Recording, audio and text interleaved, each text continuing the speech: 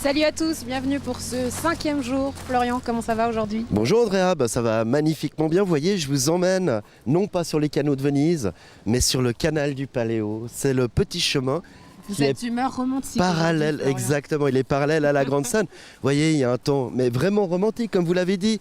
Il pleut, en tout cas le Paléo s'apprête à vivre ses premiers jours de pluie. C'était l'actu aujourd'hui du coup. Ah, l'actu. Et puis justement, je vous propose de partir à la découverte de l'équipe qui s'occupe Des copeaux, de la paille et des... paillettes. Ouh.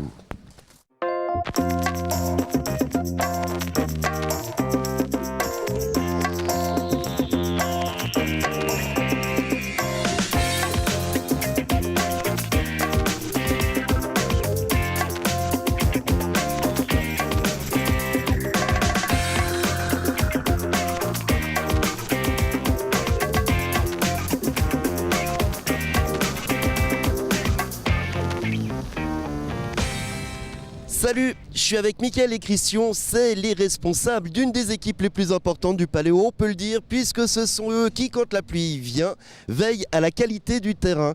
Christian, vous avez un nom assez particulier, hein, c'est Paille, Paillettes et Copeaux, votre team. Paille-foin, oui, avant c'était le plan pluie. Et puis alors, comment ça se passe sur le terrain? Le but, c'est quoi? C'est que quand il y a beaucoup de pluie, qu'on puisse mettre de la paille pour que les gens puissent avoir un terrain qui est praticable plus ou moins avec leurs pieds. Puis devant la grande scène, on doit mettre des copeaux au niveau de la sécurité. Voilà, il y a deux armes principales, c'est la paille, les copeaux, les râteaux ensuite, et puis beaucoup d'huile de coude. Surtout, ouais, mais le principal but, c'est de mettre de la paille essentiellement partout, sauf devant la grande scène. Et pourquoi? Pour le bien des terrains, parce que la paille, elle n'est pas acide, puis c'est plus facile à la récupérer. Combien de tonnes de copeaux, de paille? Allez, vas-y. Ouh, là, ça en fait pas mal. Là. Ça dépend de l'année et puis des conditions météorologiques. Et puis. Mais les stocks, là, ils sont de combien? Ah, là, les stocks. Il peut pleuvoir toute la semaine. C'est vrai, bon, ça va, on arrive gentiment à la moitié du festival. Disons que les stocks, on en a assez avec aussi les autres agriculteurs qui peuvent nous fournir de la paille, essentiellement. Et puis tout ce qui est plaquettes, ça se fait au fur et à mesure, quoi, ça se broie. Et puis, Combien de membres dans cette équipe? 25. Depuis l'année passée, avant on était toujours 20.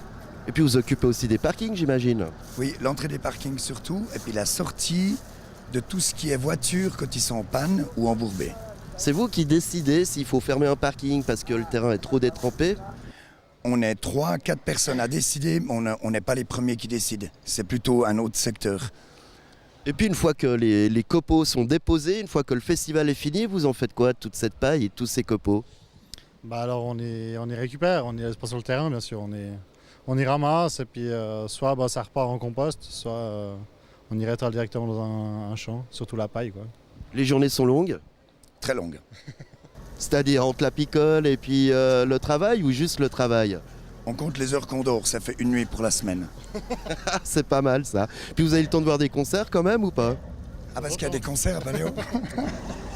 Non, c'est juste un champ où on déverse des copeaux. Bah écoutez. Non, bien sûr, on prend quand même aussi le temps de voir des concerts, tout ça, mais quand il faut bosser, faut bosser, quoi. Bah écoutez les gars, maintenant c'est parti, hein. Je crois qu'on n'attend plus que les râteaux. Puis on va vous voir un peu à l'œuvre, voir ces hommes en train de travailler sous l'œil aguicheur de Andrea Braslopo qui est juste derrière. Merci de nous avoir fait une petite entrevue sur vos activités. Et puis on espère que vous pourrez quand même dormir un petit peu plus qu'une journée, quoi. Bien sûr. Merci. Salut. Je préfère les paillettes. Vous voyez, vous vouliez du romantisme, Andrea. Regardez, ça c'est un des bars qu'on ne peut voir que quand on travaille pour le festival. Par exemple, c'est le bar du Canal. Il est juste derrière la grande scène. On parle en bar, ça va avec Gobelet. D'ailleurs, on a été voir l'équipe d'I Gobelet, c'est une équipe très sympa. Donc je vous propose de partir à leur rencontre. Partons à leur rencontre.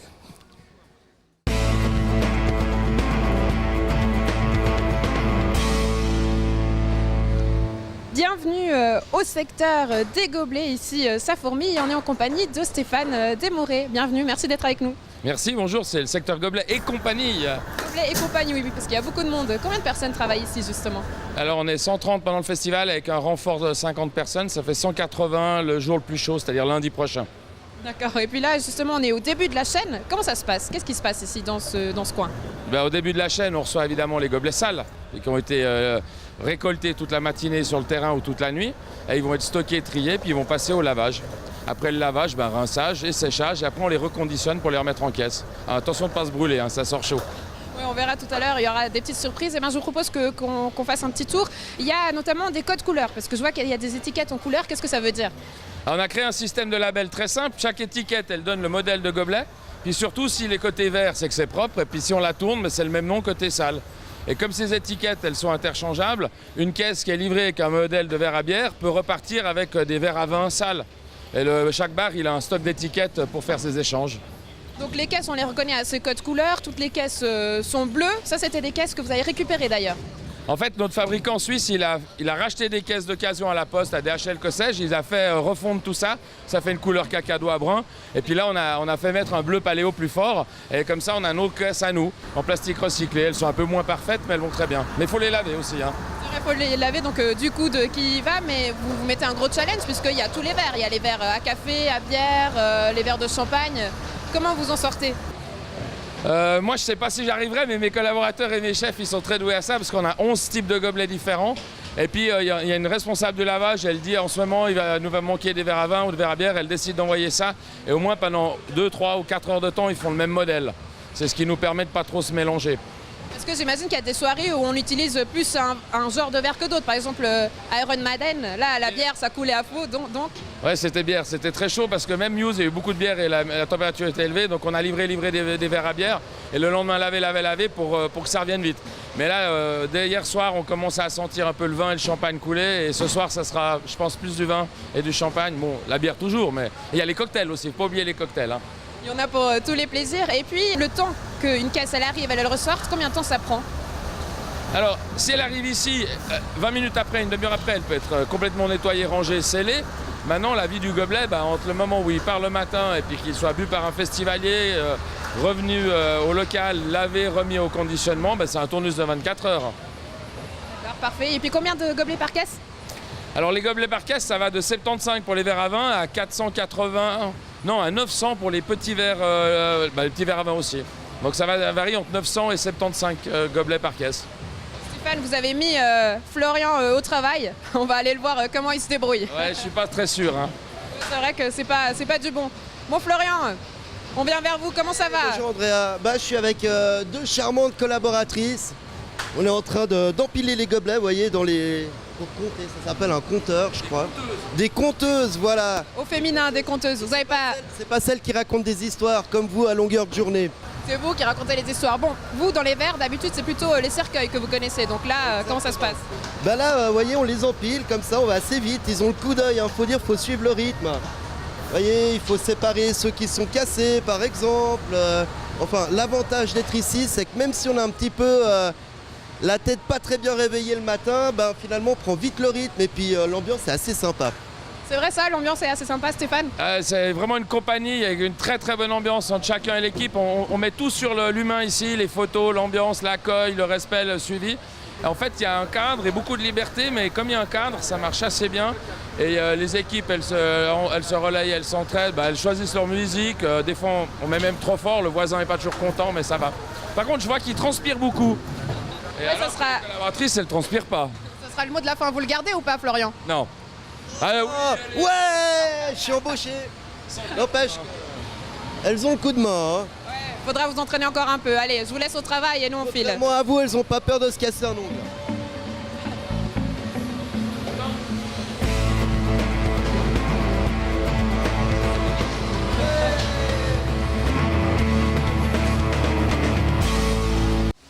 Ça vous va bien le verre? Mais à vous aussi. vous pourriez faire partie d'un des spectacles de la ruche, Andrea. Justement, c'est eux que vous avez été voir cet après-midi, non? Exactement, Patrick Chamba, le magicien, le programmateur de cet espace féerique. Vous me surprenez quand vous parlez culture, j'aime ça Florian. Ah, la culture et moi, une grande histoire.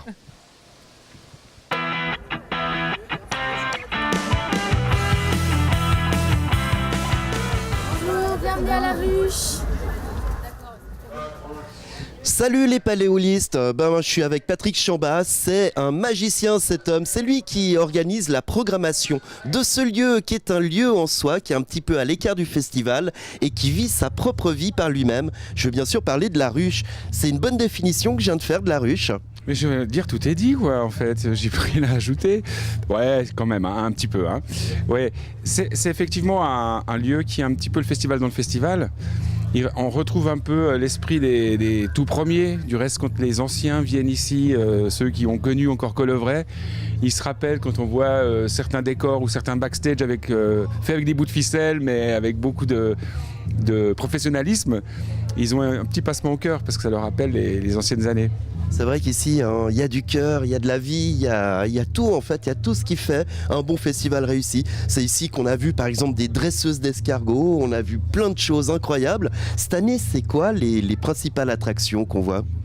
Alors cette année on est parti, enfin moi je vais voir des spectacles, il y en a qui me plaisent, beaucoup qui me plaisent, et puis tout à coup j'essaie de voir s'il y a un lien entre eux, et tout à coup je trouve le lien, et là on est sur le geste.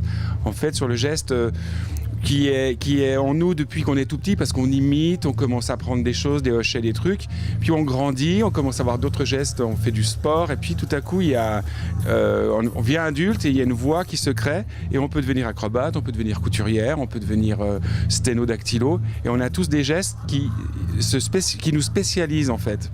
Et la notion cette notion-là fait en sorte que les gestes qu'on a appris, qui sont devenus des habitudes, et ceux qu'on apprend après par la suite pour en faire un art, il faut qu'ils se mettent ensemble, et puis une fois qu'on a ce geste-là, on a le geste parfait. T'es un peu un druide, hein, c'est le thème du village du monde, l'aisselle, voilà, on a un vrai druide. C'est peut-être un peu compliqué, mais moi je le comprends bien maintenant. Ta carte blanche, vraiment, tu vis ta propre vie pour faire ta programmation. J'ai une chance extraordinaire, c'est que j'ai carte blanche.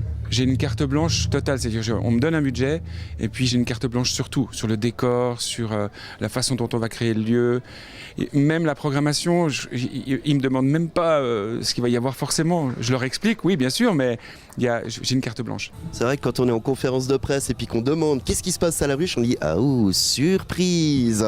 Il y a beaucoup de spectacles, hein, mais la ruche c'est aussi quelque chose qui déborde, parce que les compagnies qui sont dans la ruche, elles tournent sur le festival, elles tournent dans le camping. C'est vraiment l'objectif de cet endroit aussi, de faire vivre un peu le côté off, le côté un peu festivalier du festival, du Paléo. Alors effectivement, quand on a décidé de l'appeler ruche, on s'est dit, parce qu'il y a des petites abeilles qui vont partir, aller chercher un peu de miel à gauche à droite, et donc sur la ruche c'est plutôt du fixe. Et en extérieur, on peut avoir du fixe aussi, mais c'est plutôt du déambulatoire, comme l'autotamponneuse que vous avez peut-être vu qui se balade sur le terrain. Et on va jusqu'au camping, effectivement. On essaye de toucher à une grande partie de toute la surface du terrain. Alors là, il reste 2 jours à peu près de festival. Qu'est-ce qu'il faut absolument pas manquer ? Je sais que tu vas me dire toute la programmation, mais pendant ces 2 jours, qu'est-ce qu'il faut absolument voir à la ruche ? Mais ça, c'est la question vache à laquelle je vais répondre. J'ai que des coups de cœur ici. Donc après, on préfère plutôt du théâtre d'objets. On va voir Anonyma Teatro. On préfère du cirque. On va voir Les Exaltés. On préfère de la comédie. On va voir Prêt-à-porter. Voilà. Je peux tous les dire si tu veux, mais... Non, mais venez vivre... L'année passée, il y a un journaliste qui est venu vivre une journée entière à la ruche pour pouvoir faire son papier le lendemain. Et il m'a dit, si j'étais venu qu'1 heure, j'aurais pas pu écrire ce que j'ai écrit. Donc les gens ici, pour vivre vraiment une belle ruche, il faut venir 1 fois ou 2 fois ou 3 fois, puis là on commence à comprendre l'ambiance qu'il y a ici. Voilà Patrick, merci beaucoup de nous avoir découvert un peu ce qui se passe dans ce lieu. Puis comme tu es un fan de chapeau comme moi, j'aurais qu'un truc à faire, chapeau l'artiste. Merci.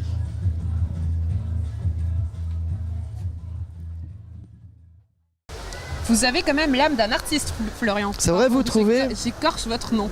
Vous trouvez ? Oui, je trouve, le chapeau et tout, ça va avec. Vous avez vu, je suis pas le seul à être fan des chapeaux. Hein. C'est vrai. Bon, on continue en musique, mais cette fois avec un groupe qui vient de France, le Jazz Combo Box. Et c'est vrai, ici, vous voyez où on est ? On est juste derrière la grande scène. On pourrait peut-être rencontrer les Insus, qui sait, au détour de... Une belle rencontre artistique, moi ça me plairait bien. Ah, j'adore ça.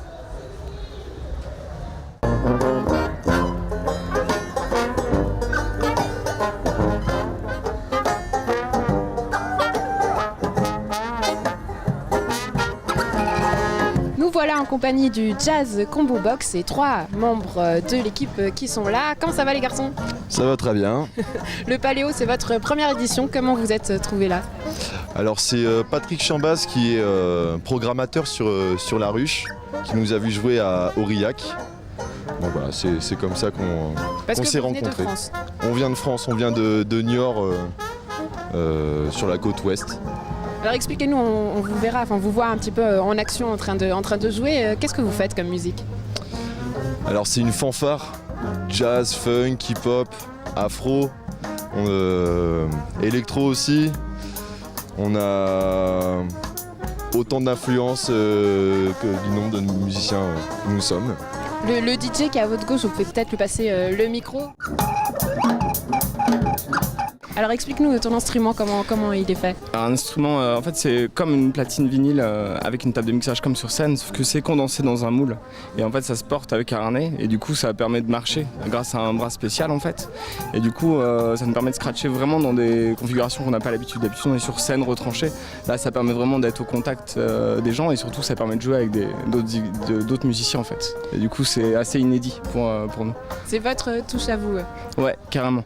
Vous êtes greffé par-dessus la bande ou vous avez directement commencé à Non, on a mis en place le scratch 1 an après la fanfare. C'est venu légèrement après. Mais par contre, ça fait quand même très longtemps qu'on travaille sur ce concept-là et on a commencé vraiment à roder les morceaux. Et au début, les morceaux, le DJ, on a incorporé le scratch sur des morceaux existants. Et là, maintenant, quand on travaille de plus en plus vraiment tout en même temps. Super, alors on va passer le micro à Elias. Yes. Pour ce Paléo, qu'est-ce que tu en penses? Une super expérience. Pour nous, c'est un des plus gros festivals qu'on a pu faire à l'occasion. Moi, d'autant plus puisque je suis un des derniers membres à avoir intégré l'orchestre. Je représente la section des cuivres, parce que donc Jazz Combo Box, c'est la fanfare, des percussions, des cuivres et notre originalité, le scratch au band. Et là, donc, on est là avec le spectacle qui s'appelle Scratch au band, une musique très urbaine et ça fait très plaisir de rencontrer les festivaliers du Paléo. Ouais, vous avez une autre originalité, c'est que vous n'êtes pas sur scène, vous êtes carrément dans le festival et vous bougez. Ouais, tout à fait, c'est même, j'ai envie de dire, directement du producteur au consommateur, les gens sont au cœur du truc et ça leur plaît bien. On utilise aussi, on va dire, les nouvelles technologies puisqu'on a une machine avec nous et tout est synthétisé et ça fait une formule explosive et les gens ils en prennent plein la face, tout de suite. Super. Et samedi et dimanche, où est-ce qu'on peut vous trouver, les horaires? Qu'est-ce qu'on peut dire? Alors je repasse le micro à Hugo pour les horaires. Je sais pas s'il en sait plus que moi. Mais... Alors on a les horaires un peu au jour le jour. Donc samedi et dimanche, quand on se promène, on peut vous trouver un peu partout entre de l'ouverture du festival. Je sais plus à quelle heure s'ouvre. Entre 16h et 21h. Un peu partout sur le site. Voilà. Et puis ça dépend aussi de la météo, vu qu'on joue dehors en déambulation.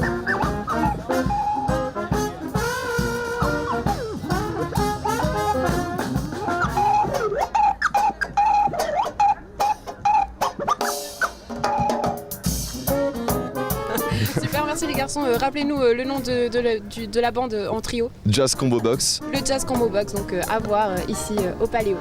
Yes. Merci. Voyez, on arrive directement vers la grande scène en passant par ce petit chemin du canal. Avec des belles chansons aussi, là ils sont en mode karaoké. Ouais, exactement. C'est ici la grande scène, c'est ici l'arène du festival, le cœur de la musique du Paléo, Andrea. C'est ça qu'on aime. Je vous propose qu'on aille se faire un petit spectacle vu que ça commence. On est déjà arrivé à la fin de notre 5e émission, c'est ça? 5e émission. C'est Allez, fou, le temps passe trop musique. vite. Allez, on y va. Moi, je l'aime à mourir. Ouais. Je l'aime à mourir. Je l'aime à mourir. Je l'aime à mourir. À mourir. On devrait à se faire mourir. un karaoké aussi. Ouais, une fois, mais je crois que notre tour n'est pas venu d'être sur la grande scène, ma brave Andrea. On gardera notre art pour autre chose.